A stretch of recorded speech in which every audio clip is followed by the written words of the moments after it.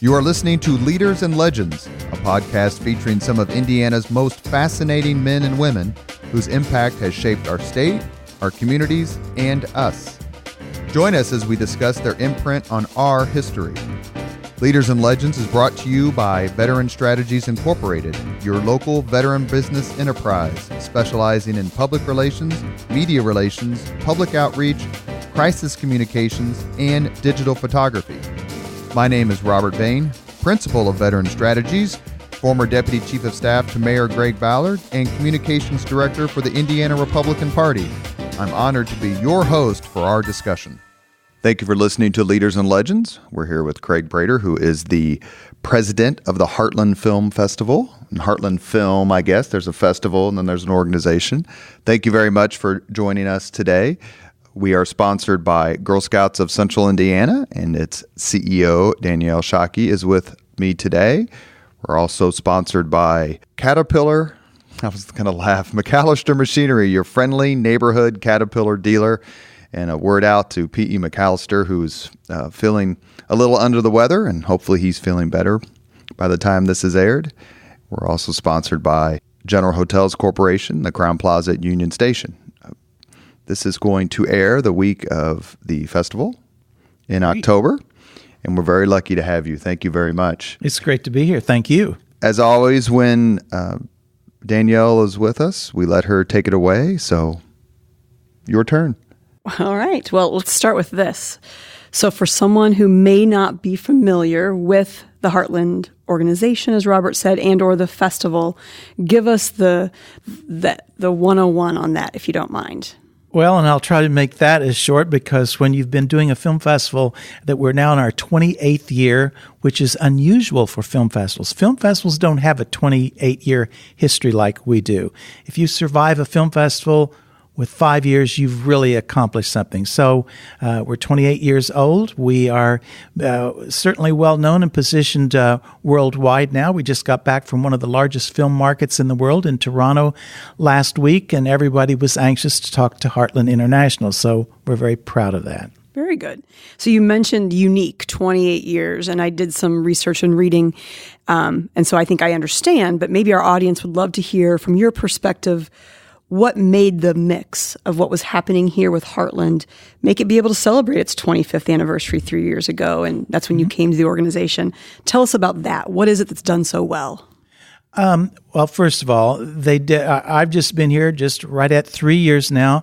They did an incredible job down through the years of just laying the groundwork of finding quality films. They had a great film department that found films that would be of interest to the local community. That was a great start for the city to see films that they would not have an opportunity to see. So that was a great start. I was pulled in 3 years ago because I've spent 30 years in the film festival business. So, when you reach a certain age, you've got some connections that you can pick up the phone and feel comfortable in twisting some arms. So over the last 3 years, we've added the International Film Critics and Journalists Association that now comes in and endorses us, the Academy Awards of the Arts and Sciences, which is the Oscars. They endorses and sanction us.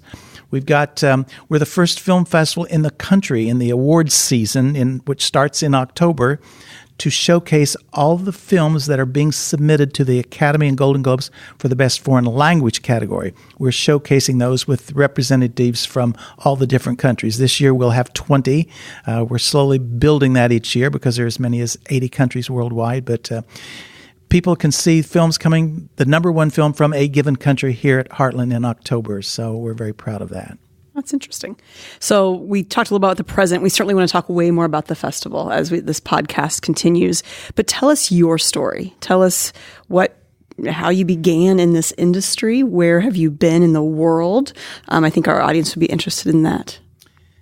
Back in the early 90s, there was an entertainer by the name of Sonny Bono who decided he wanted to be the mayor of Palm Springs, and he didn't know what he was going to do to get attention to Palm Springs to encourage tourism.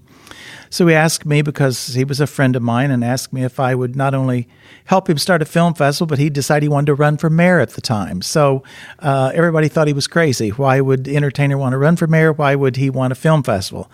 But we started that film festival. I was there for 10 years, and then after Sonny's death, arm was twisted to move to Bangkok, Thailand for 5 years, where I worked for the Royal Thai government, producing and directing their international film festival. And then there was a military coup when all the Americans were asked to get out of Thailand. So then I worked with the film and television government organization in Cape Town, South Africa, where I was for 2 years. And then back to Los Angeles, where we worked on the Cabo St. Lucas establishment of Film Festival. And then I worked with the Museum of Tolerance for the Jewish Film Festival, and then the San Diego Jewish Film Festival, and then Latino film festivals in Florida. And then I ended up in Indianapolis at Heartland International, which I've been very pleased to be a part of for the last almost 3 years. So you mentioned before we started taping that it was a national search to find the president for this organization. Prior to that search, what was the reputation, or what was your knowledge of the Heartland Film Festival? Mm-hmm. That is an excellent question, because I had no knowledge of Heartland Film. In fact, that has been one of our challenges, is to get the message out there even to our locals. Does the local community know about Heartland Film? It's better. But if we went on the street right now and say, are you familiar with Heartland Film? The answer would probably be, yes, I think I've heard of it. So that's been a big challenge. We're fortunate now in the last 3 years that the international community knows Heartland International. But that was a weak area for us. But we've had the product. We've had excellent films that have got great track records even after the film festival. We've got the largest prize money in the world now. We're sanctioned by the Academy. We've had it here for a number of years, long before Craig got here, but we were not successful in getting the message out there. Is the goal the local audience for a film festival? If film festivals are doing their job, it's a balance. You want to build the community, because to make an economic impact on the community, which that was one of the questions when I first arrived. I said to the board, what's the economic impact that the film festival makes on the city? Well, I don't think we do.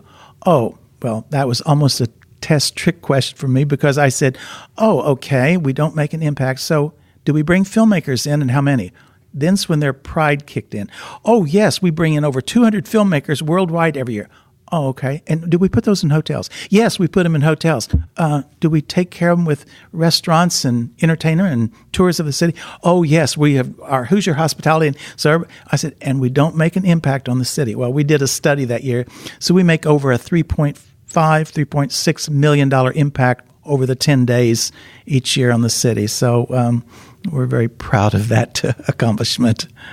So I was taking a look at, again, just kind of preparing, and it looked like in the 2019 legislative session, there was an effort, and it sounded like maybe a repeated effort for our state legislator to make a decision to do some kind of tax credit, tax incentive for film to be produced here in the state. I didn't find the answer if that was successful, and so tell us about that. It was not successful.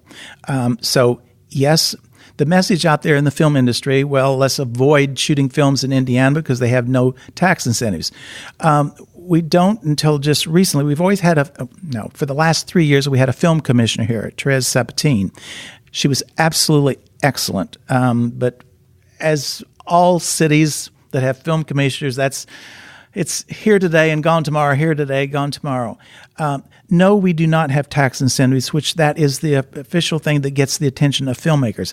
However, here's what Indianapolis as a city offers in spite of not having tax incentives.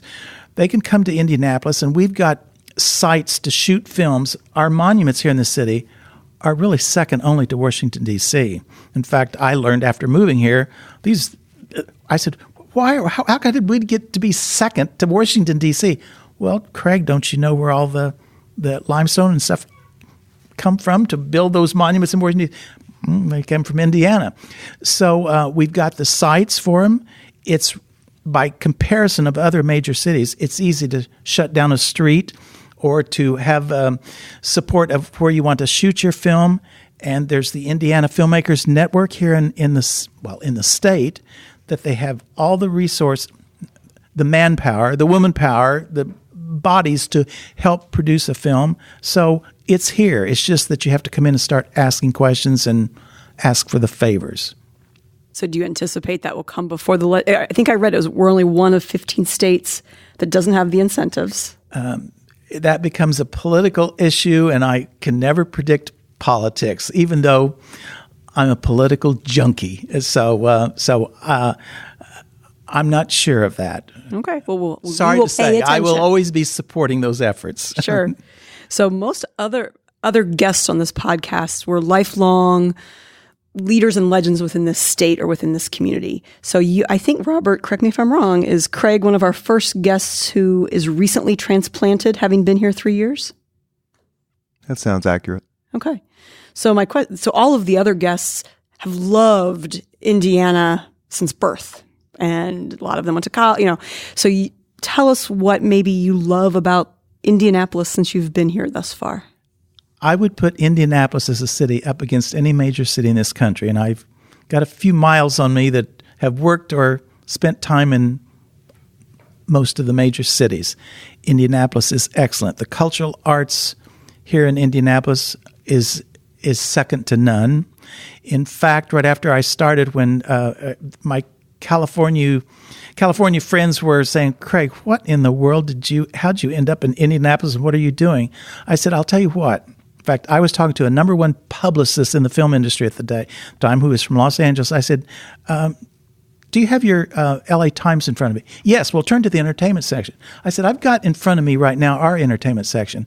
I said, it was a Wednesday. I'll remember this I said, "What's happening tonight in Los Angeles?" I said, "Well," he says, "it's just packed. We got so much." I said, "Okay, give me."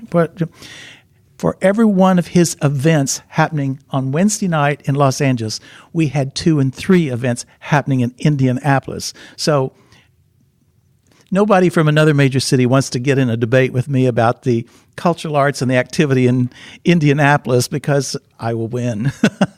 I'm very proud of being here in Indianapolis. Well, good. That's great. I too. I feel like when I travel, I always have to preface it with, we hosted the Super Bowl, right? We're not a cornfield. This is an amazing city to live in. So when you came and you've shared with us again off air that you chose to live in the downtown area. And I asked the question, what made you choose downtown? And you said your staff, and others said, oh, there's these great suburbs. Oh, yes. Tell us, having lived all around the world, what about living in Indianapolis, in downtown Indianapolis, was attractive? Yes, I had a full staff when I started here, saying, because I was just in temporary housing for a couple of months, and I said, okay, now should I concentrate? Of course, everybody had a different story, on the south end and go to the north end, and then they go to Carmel, and I kept going downtown, and I would come back into the office. I love the downtown. There's everything. I could walk out. I don't care where the apartment or condo was going to be downtown. I could walk out the door, and there was something within a few blocks, whether it was restaurants, banks, grocery stores, whatever. So it was real easy for me to get downtown. I'm right in the center of downtown, and I love it. So what should our listeners look forward to about the festival that, as Robert said, is coming up here October the 10th? Is that correct? 10th through the 20th. Okay. Well, I think when this airs, everyone will know that we landed a stellar opening night film, which is going to get a lot of attention because it's Tom Hanks' new film, in the neighborhood about Mr. Rogers. That's going to get lots of attention. And our closing night film is with Jamie Foxx, Just Mercy, which is all about a civil rights attorney pleading a case. The lineup of films is an incredible balance because there's something for everybody, but all films are not for everybody. And I like to point that out because that's been an educational process here to get everyone to understand. The films at a film festival are diverse. They're different. And your favorite film might be different from yours. And so that's what we like to emphasize. But we got incredible events and our Filmmakers Brunch, which is on the last Saturday. It's when we will be awarding top prize money in the world to worthy filmmakers in a number of different categories. And I'll go out on a limb and predict that at this year's Academy Award and Golden Globes, there will be winners this year that the locals will say, wait a minute, I saw that film at the Heartland Film Festival in October. So I think there will be something for everybody. In fact, the biggest challenge they will have is trying to decide, how can I see everything? You can't. So you just got to sort through everything and decide.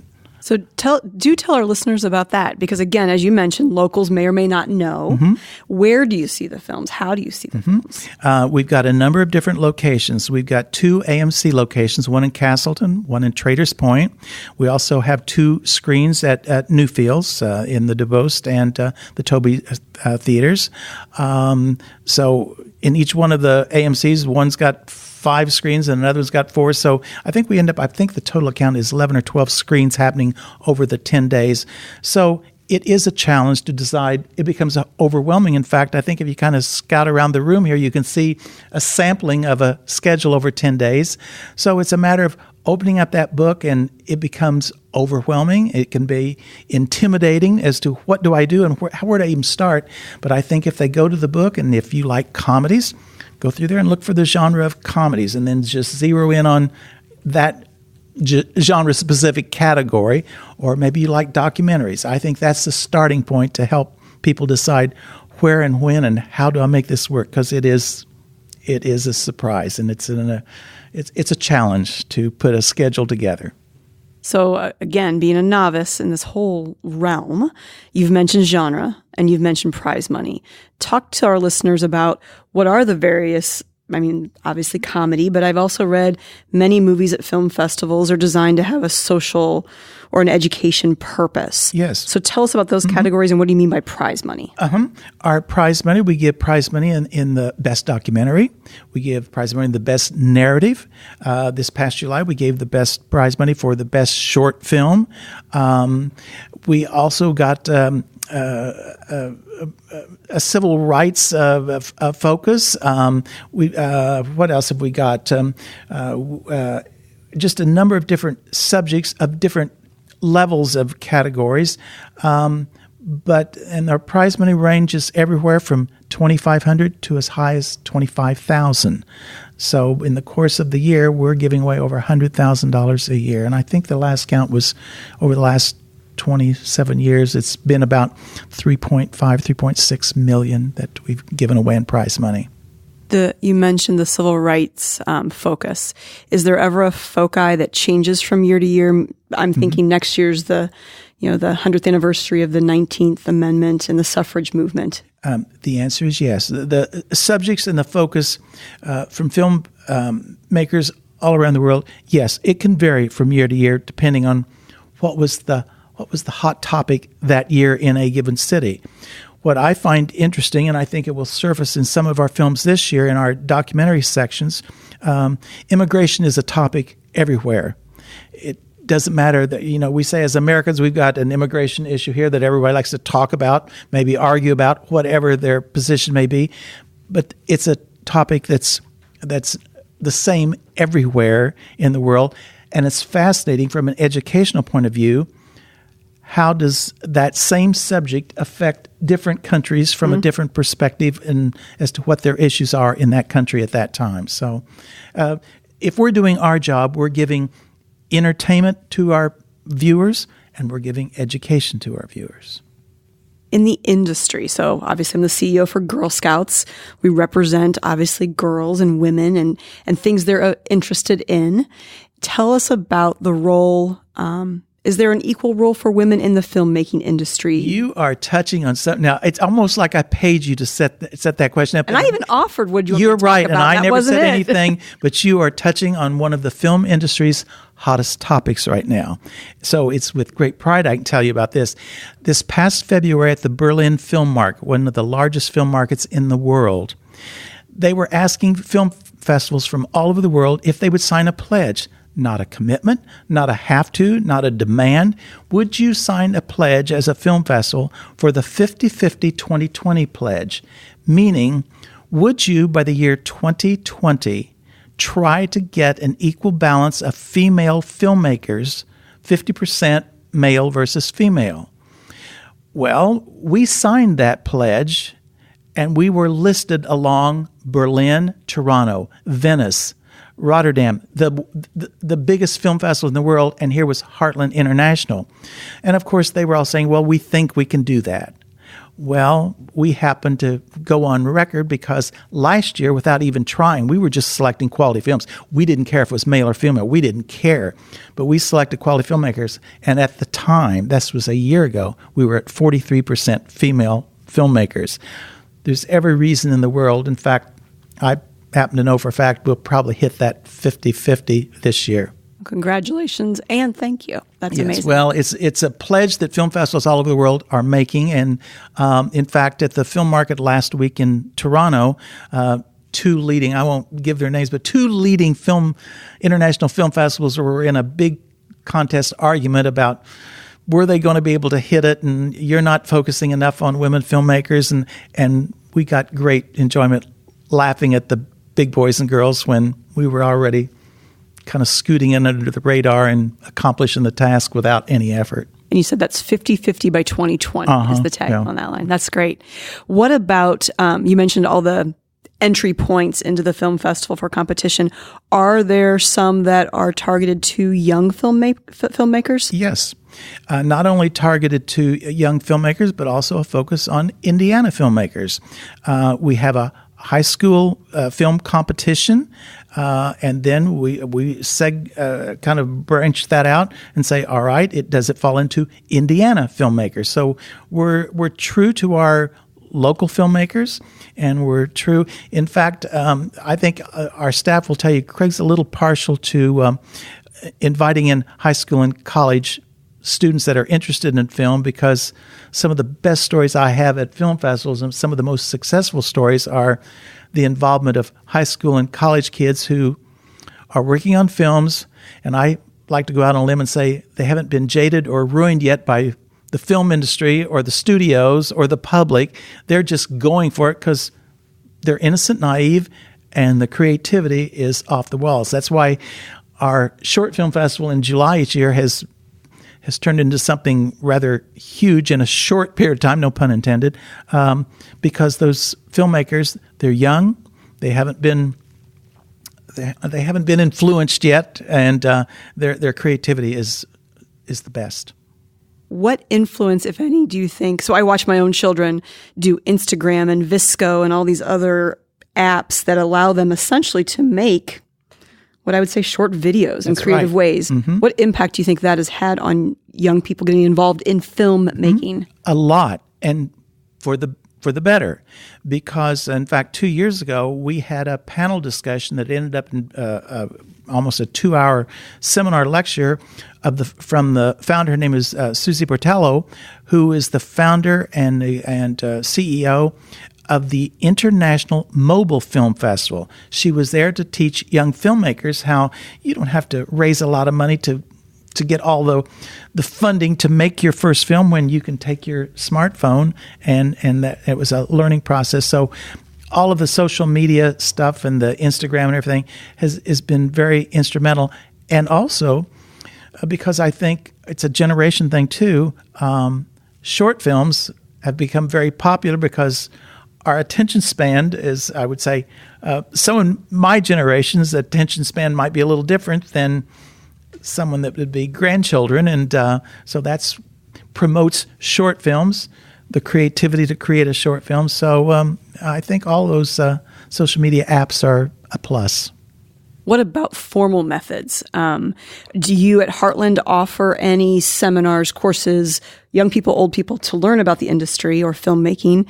And so that's one part of my question. The second is, if there's a listener out there who, maybe traditional college pathway, because I'm sure I went to Ball State, great communications school, right? But where else may they be able to get training in the film industry? As a film festival, no, we don't. However, we've got a number of working relationships with different universities here locally. Ball State is one of them. And yes, I've learned the communication area. In fact, we're very much involved with that. In fact, during our film festival, in our promotional videos that people see up on the screen, every single one of them have been done by student film classes in the greater Indianapolis and surrounding area universities. So we encourage that because, in fact, on opening night at the red carpet, lining that red carpet right alongside all the major press and media people, there's university students standing there with their cameras and their reporters getting the experience right alongside the experienced people that have been doing it for years. All right. So I want to pause and see if Robert wants to get a word in or a promo or a something. You're good? Okay. So I want to, famous people. I think I was looking at people who have attended the film festival. I think our listeners would be interested to know right here in, little Indianapolis, who may be in town that is just interesting, or who has been in town that we may have not known was here. Well, 2 years ago, we had Rob Reiner here, and I was anxious to see how Rob Reiner would play in Indianapolis, and our audiences here just loved him. So he was great. We're going to be giving a Lifetime Achievement Award this year to Cloris Leachman, which I think a lot of your audience would know. And then we've got a section of films that are anniversary films, anniversaries of everything from 5-year anniversary to as many as 80 years. We're doing the 30th anniversary of Brendan Fraser's film, The Mummy, and I learned that Brendan Fraser was an indie boy. So he's going to be here to promote the 30th anniversary of his film, along with international film critic and interviewer Pete Hammond from New York. So very good. Very, very interesting. All right. So the 10th through the 20th, correct?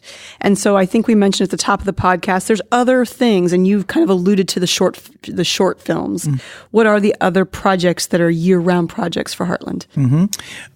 We do what we refer to as our road shows and our best of fests.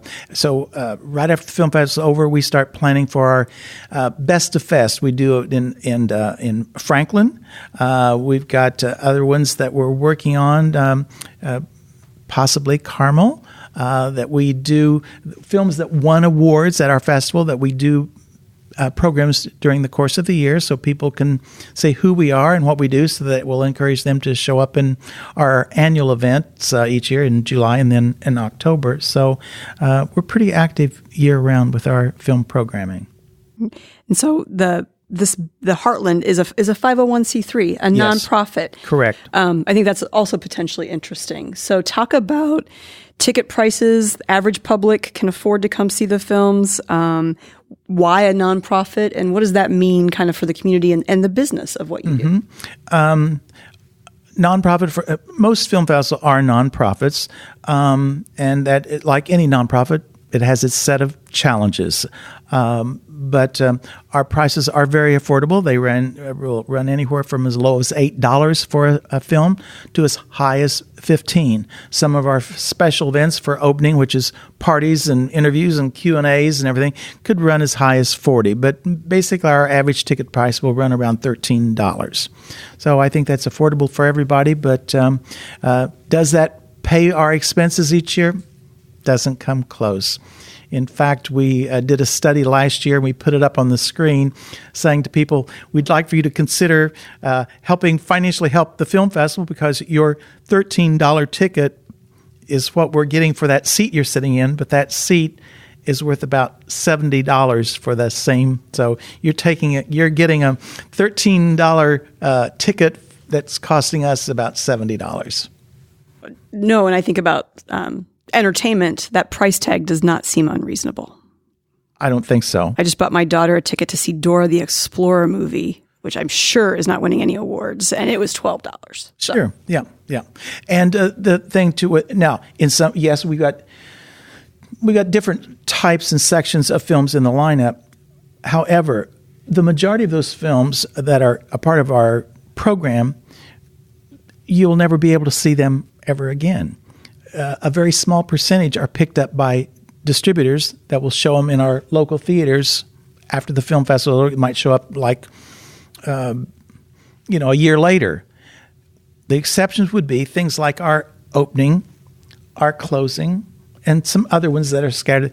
That is done for promotional, getting attention purposes only, because they're already in distribution. They're going to be in the theaters in a few weeks. So that's just for publicity purposes. There's a lot of people that are not interested in an international film festival for a multitude of different reasons, but they will turn out if they think they're going to see a well-known celebrity that's there for a film that they would see possibly the next week in the theaters. Sure. No, I think that's part of the fun of it, right? Is, yes.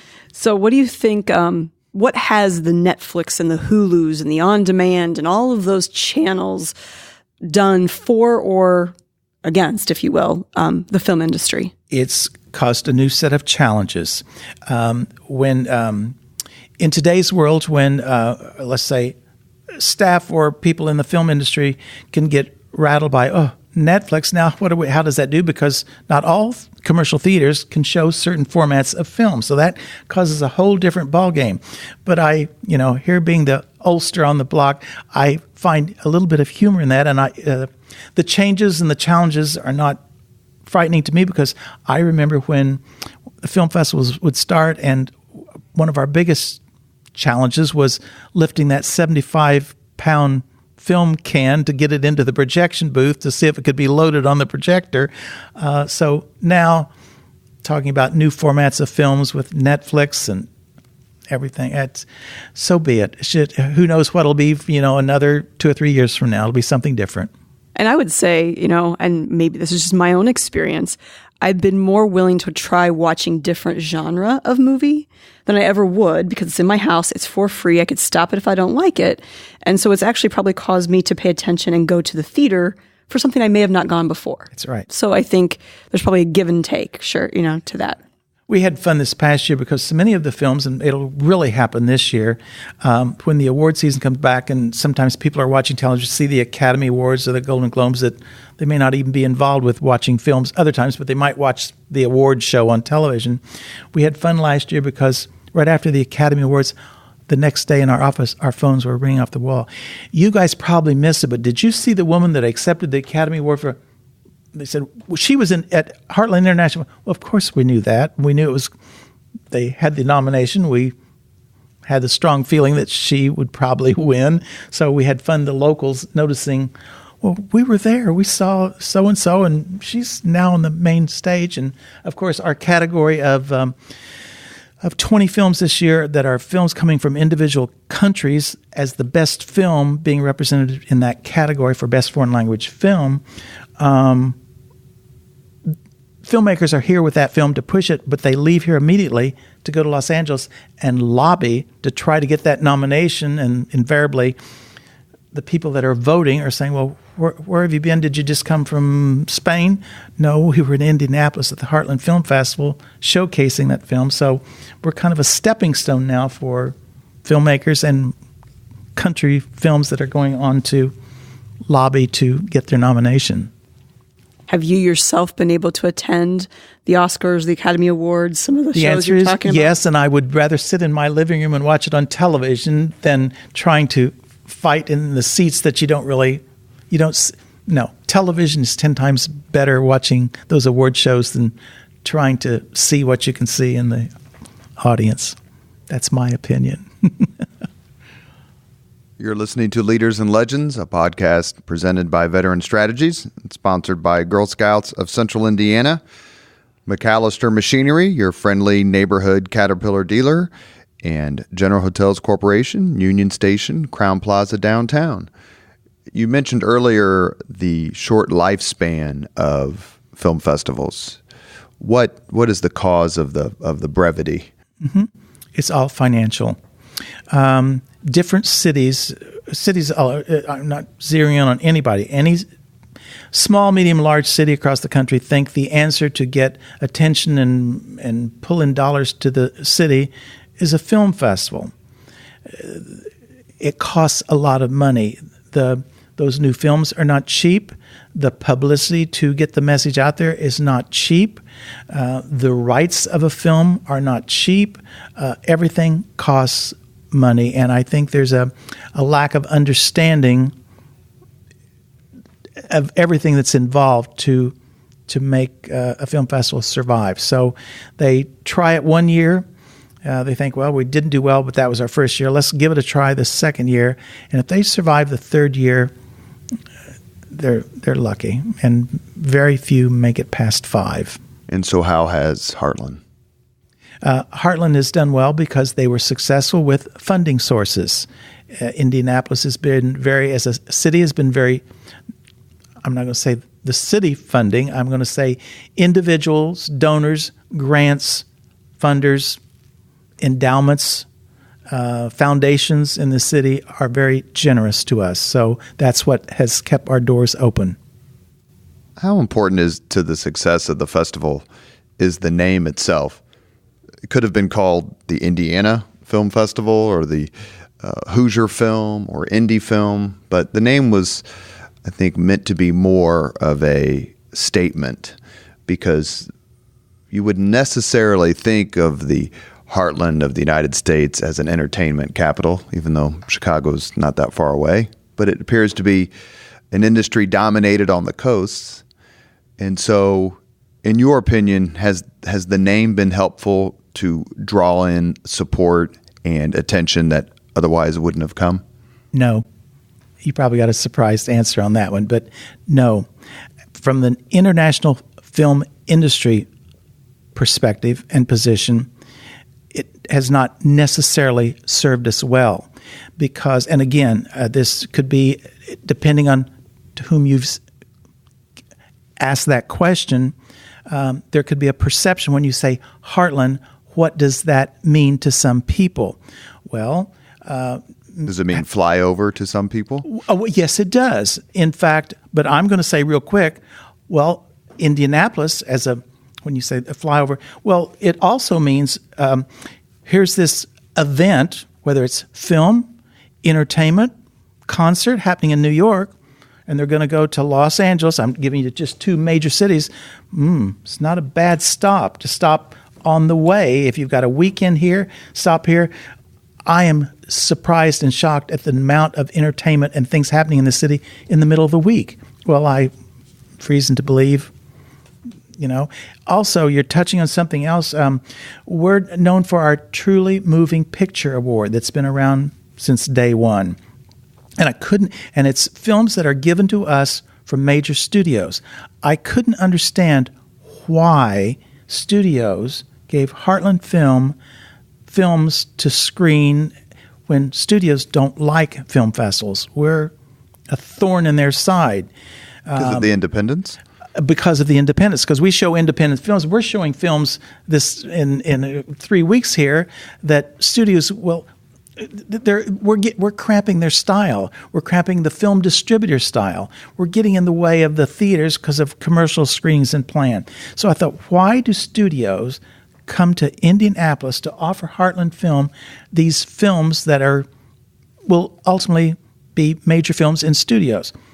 And they're basically using us as a judgment or an evaluation if a major film that's out there right now comes to us as a truly moving picture evaluation, we vote on that to see if we're going to give it the Truly Moving Picture Award. And explain the Truly Moving Picture. It's a film that makes a statement to an individual that either moves them or they leave thinking about it. Did I like it? Why didn't I like it? Why did it move me in some way?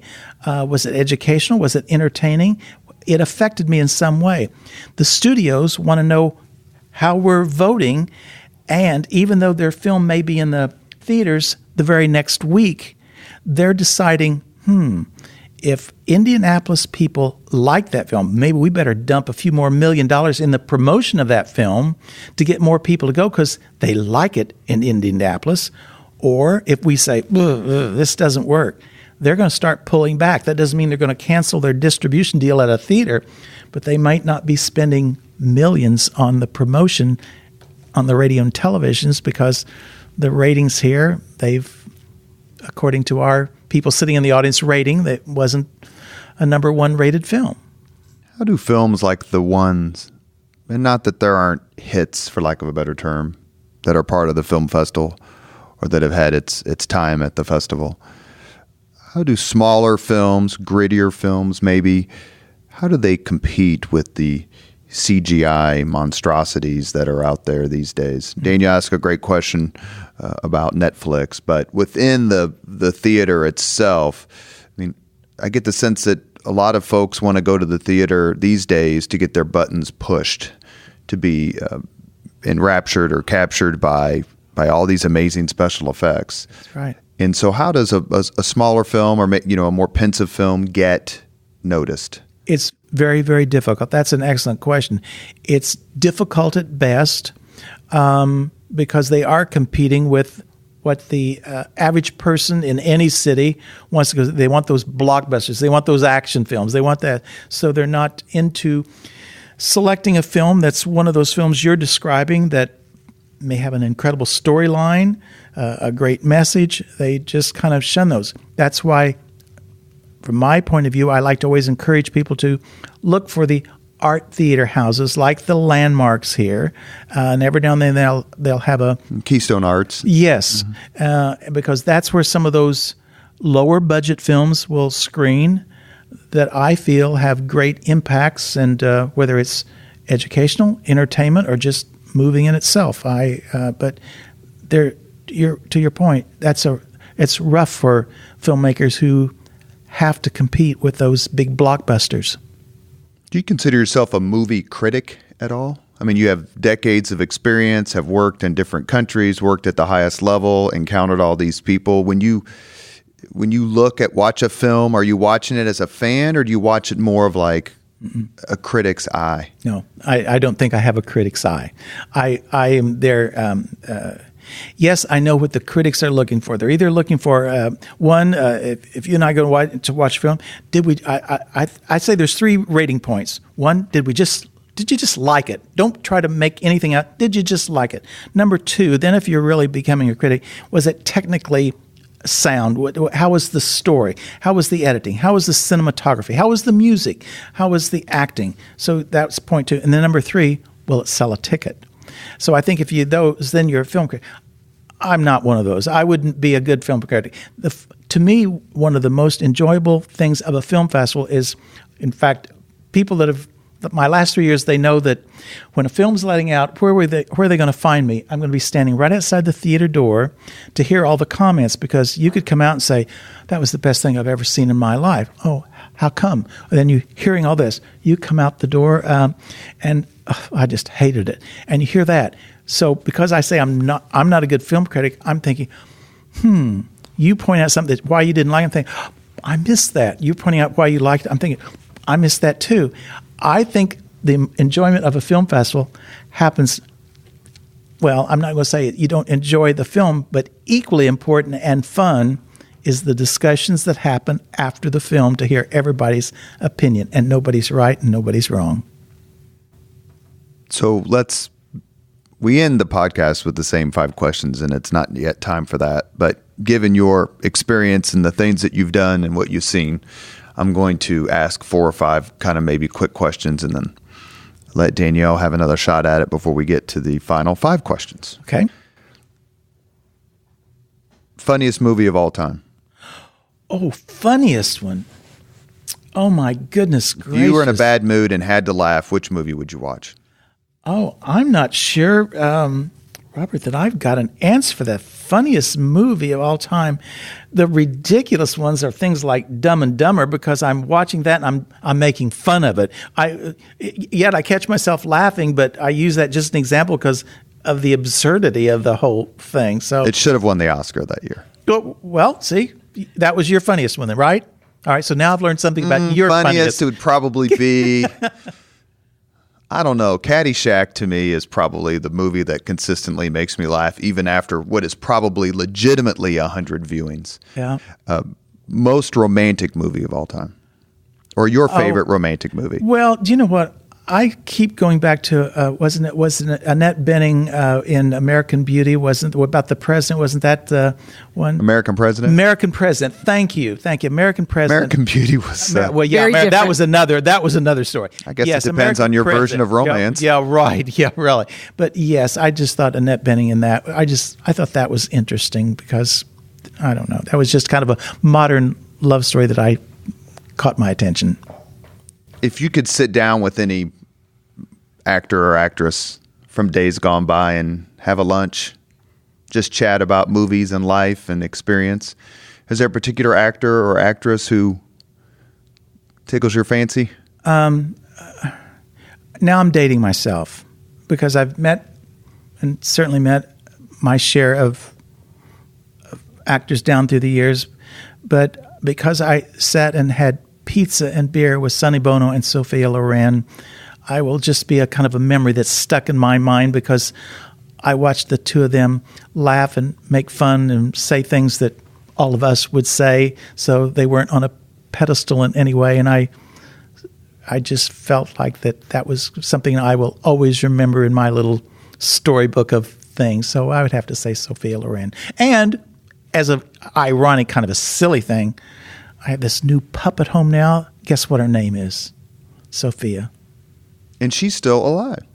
She's still alive and still as glamorous as ever. She does look great. I would have to say there's so many, but if you had to choose someone alive, if you had a chance to sit down for a dinner with Olivia de Havilland, who was still alive at 102 years old, I don't know how you would pass that. That would be hard to beat. I totally agree with you.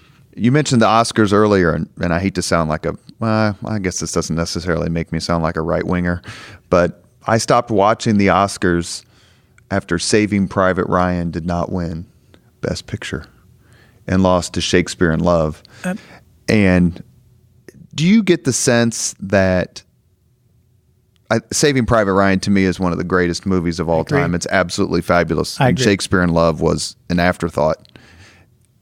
Is there a cultural divide between, without getting into politics per se, a cultural divide between the elite cities where a lot of these films are made and decided and where we're sitting right now in Indianapolis and other places? No. You don't think, let me rephrase that. To get the answer you want? No, because I want to make sure, because I agree with him, because I think that the studios are going out of their way to make grittier films that are more reflective of everyday life. But there is a group of people who do believe that the elites are in charge and they're ignoring what's happening in the heartland. And I think a lot of these more independent films are being made to address that imbalance. Do I feel that there is a group of people? I wouldn't call them. I wouldn't refer to them as the elites, because when I hear elites, I automatically think the rich and famous, the powerful people because of rich and fame. And I could give you a number of very wealthy, influential, powerful actors that they're just the wrong. They would not even fit into that elite category because they could sit here and chat with us and have coffee and drink a beer and just be as everyday. So they are the ones that are fighting the establishment that you're referring to. That is there, and I think a lot of that is. I would, instead of saying maybe the rich and famous, I would say it's the powerful, big money studios that are trying to drive for financial gain. Because the big example of the last few decades is The Last Temptation of Christ, which was has its history as being, we're not sure if we want to do this sort of film. We're not sure if we agree with the message. And Mel Gibson did it by himself, and it made $1 billion, roughly. Yep. And so that was more of the attitude where people want to see a certain movie. They're not getting a certain movie. And so is there a way to give people what they want?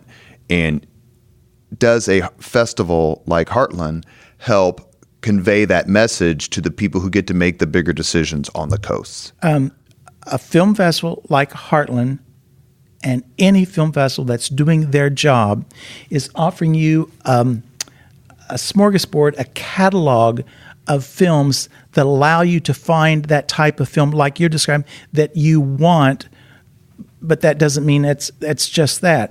I will tell you that in our lineup this year is a perfect example. We've got that down-home, feel-good, warm and fuzzy film for that audience. We've got 2 or 3 very religious-oriented films that some people might agree with, and they've got different positions in themselves. And I'd like to come back and tell you a quick story about that. And then others that are just strictly educational. We do not take a position politically or religiously about films. We're showing quality films. The viewers, the audience they're the ones that decide that. And I'm really maybe very firm on, I'm going to give you an example that happened here just a few weeks ago. Right after Indie Shorts, I had a lady come to the door, insisted on seeing the president of the film festival. We want to see this man that's responsible for putting that Muslim film in the short lineup.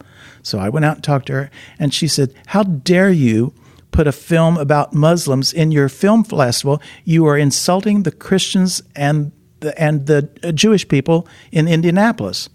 And I said, "Did you see the film?" She said, "No, but I heard all about it."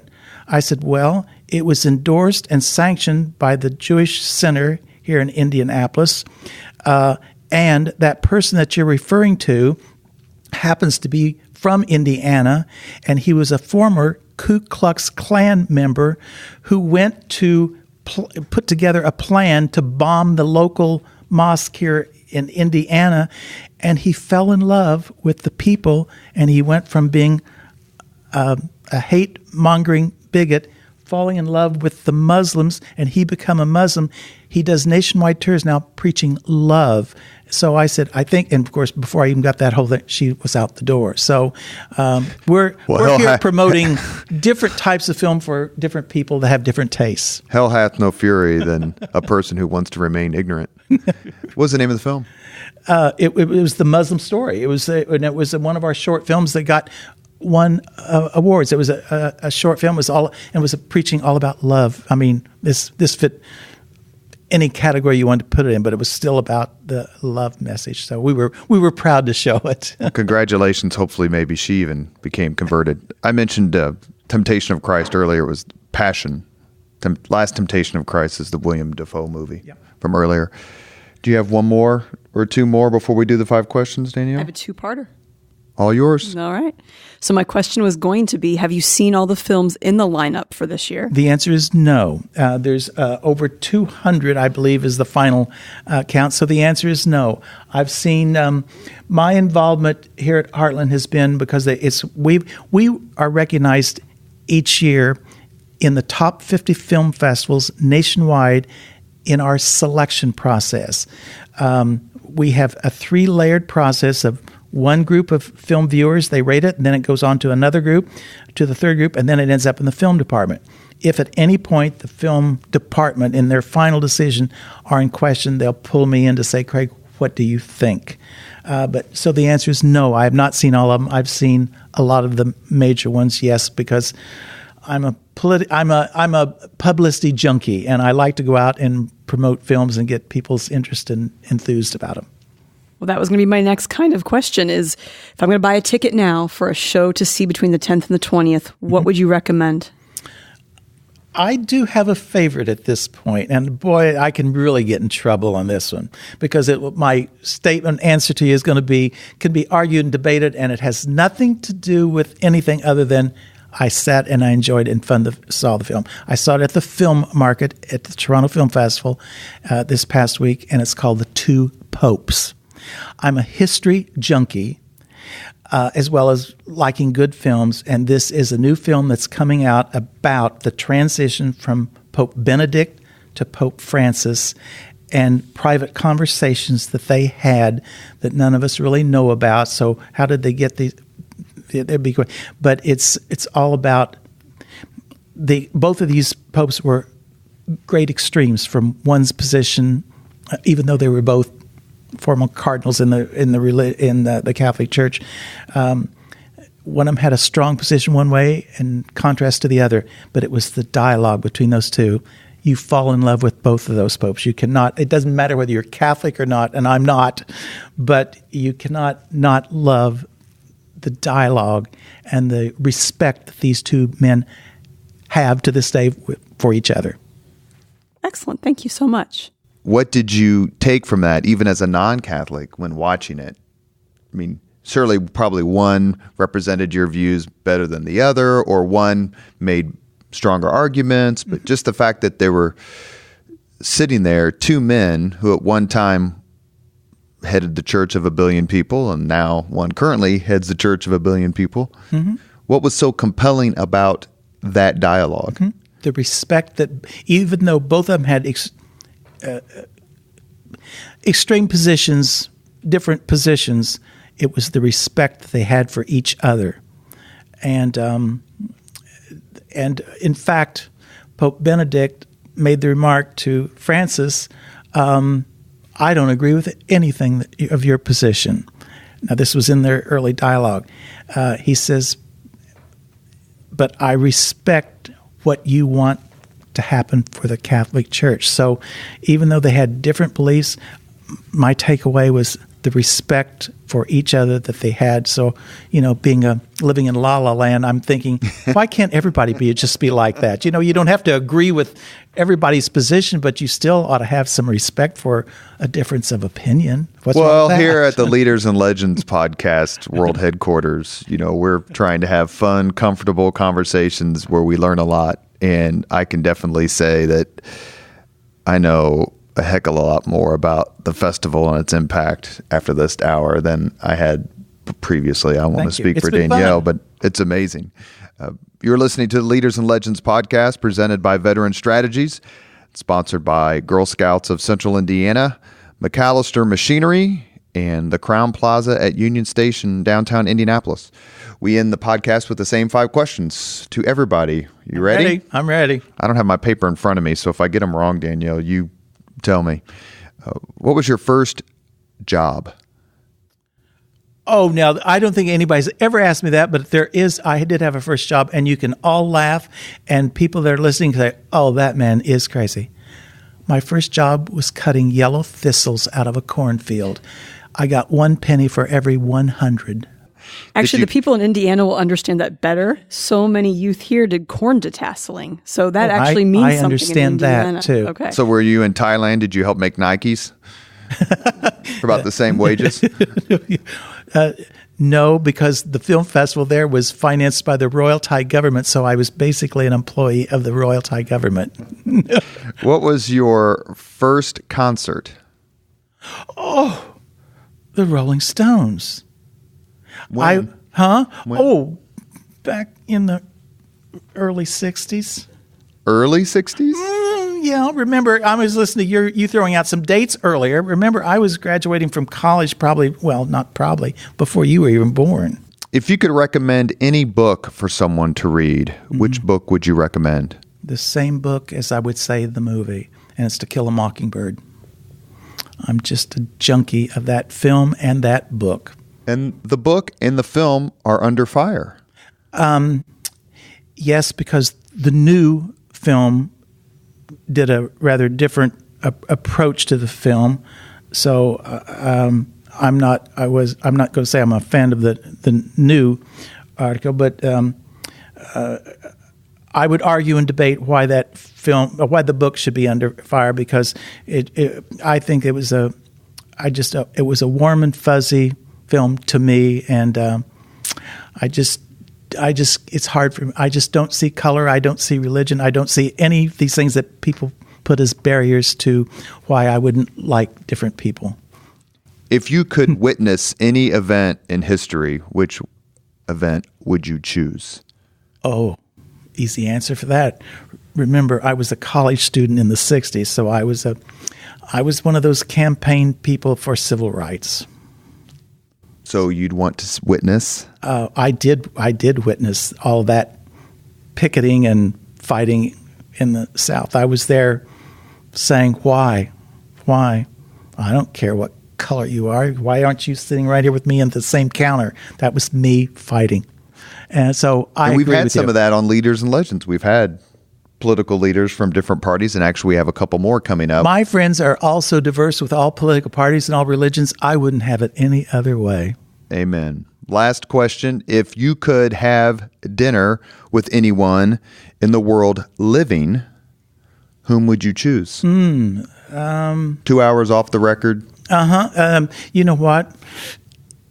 It could be someone with whom you've already had dinner. Well, I haven't. And everybody makes fun of me on social media because every Sunday morning I will post just the simple comment, Jane time, and people took a long time. They didn't know what in the hell I was talking about. And I was talking about Jane Pauley. I go back many years with Jane Pauley and following her, and I'm just a junkie, so I would love to sit down and just talk to her because you see this, and she's an indie girl. Mm-hmm. And so I would love to say I've shared a meal with her and talked about her to see if she's the same kind of person that I have created in my mind that she is. Well, she's done a lot for the city. Well, I like her. With regard to clinics, and she's really made her mark. And she was one of the very first Indianapolis celebrities who left the city and then went on to do bigger things. Yes, and somebody else I would add in there that everybody makes fun of me because I happen to not be a country western music fan. In fact, I'm not a fan at all of that. But I would give anything to say I saw and spoke to Dolly Parton. She and I are just 2 days apart on our birthdays. Same year, everything, but we're just 2 days apart. So I think of her as my astrological twin. So do I get a kick out of her music? No, but I just think she'd be an interesting person to talk to. I don't know about Dolly, but Jane is a Girl Scout. So I bless that lunch meeting that you may have. Well, you set that up and I'll invite you to. Okay, very good. Yes. We should try to get Jane Pauley on the podcast. All right. She does come to town. She went to Warren. She grew up on the east side, as I recall. Yeah. Well, everybody makes fun of me on my early morning Sunday morning post where I say Jane time, and now they're catching on to why I like that. And Dolly Parton is also a Girl Scout. Well, let's get all the Girl Scouts together. See, I told you I was a Girl Scout fan. Let's get all these Girl Scouts here in Indy. Dina, where's the Man Enough to Be a Girl Scout shirt? Oh, my goodness, we missed that opportunity. Well, we can take care of that. We have a T-shirt, Craig. It says Man Enough to Be a Girl Scout. Works for me. One of the founding members of the board of directors of the Women in Film and Television Showcase chapter in Palm Springs. One of their first men was yours truly. All right. We will let you wear one. Yep. Thank you. I wear it to the gym and people go, what in the hell does that mean? Listen to the podcast and you'll find out. Mr. Prater, thank you. It's my pleasure. Thank you. That was an absolute blast. Well, I enjoyed it. Anything we can do to help promote the festival. And let me please also thank Kelly, your executive assistant, with whom I went to high school, who helped make this happen. It wouldn't have happened without her. So thank you very much, Kelly. Danielle, amazing as always. It's great to see you. Thank you very much. You are listening to Leaders and Legends. Thank you very much for listening to Leaders and Legends, brought to you by Veteran Strategies Incorporated. If you want to contact us about this program or our menu of public relations services, please send us an email at robert@veteranstrategies.com. That's robert@veteranstrategies.com.